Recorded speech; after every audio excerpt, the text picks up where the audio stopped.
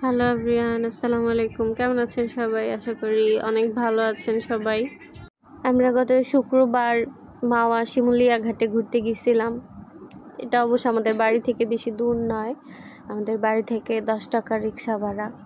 আমরা শিমুলিয়া ঘাটের খুব কাছেই একটি গ্রামের মধ্যে থাকি।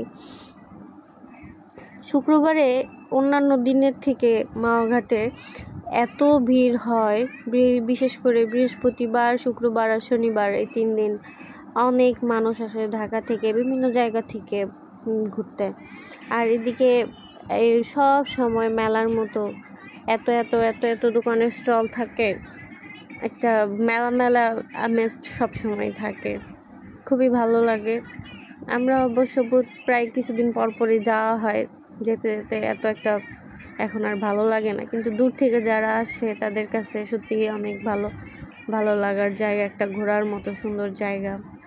তারপরে তো আছেই ইলিশ ভাজা, মাওয়া ঘাটের নদীর পাড়ে বসে ইলিশ মাছ, গরম গরম ভাত, বেগুন ভাজা, লেজ ভর্তা দিয়ে অসাধারণ।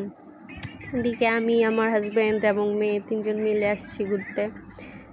মেয়ে আর মেয়ের বাবা হাঁটতেছে, আমি সাইড থেকে ভিডিওগুলো ক্যাপচার করতেছি।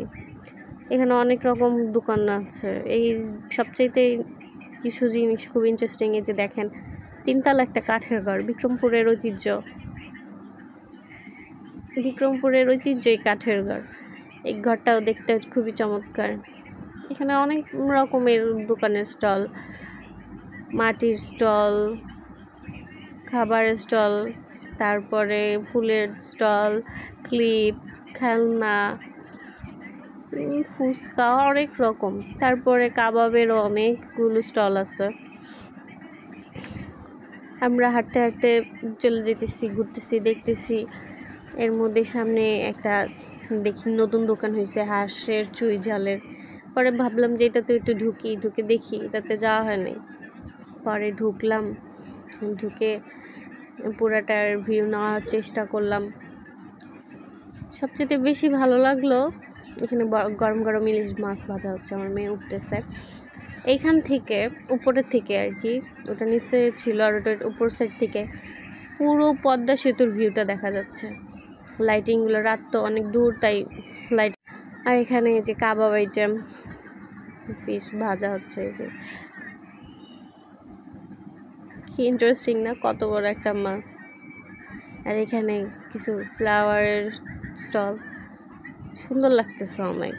ফুলগুলো একটা থেকে একটা বেশি সুন্দর, নিতে চাইলে যে কোনটা রেখে কোনটা নিবে এরকম অবস্থা হয়ে যায়।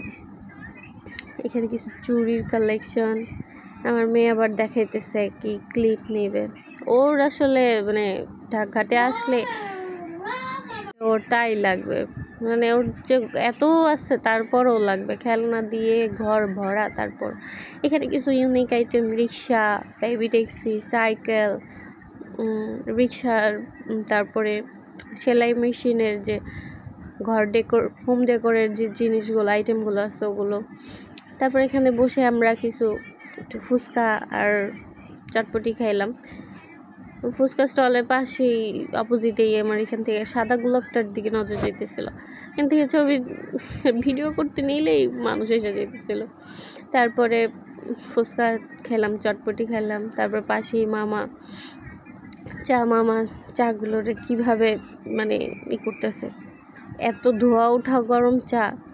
আমাদের তো বাড়িতে একটু সামান্য করতে গেলে হাতে ভাব লাগে, বের হয়ে যায়, আর উনি কীভাবে ডালতেছে। তারপর আমাদের ঘোরা দেখা শেষ, আস্তে আস্তে আমরা বাসার দিকে রওনা হয়ে গেছি।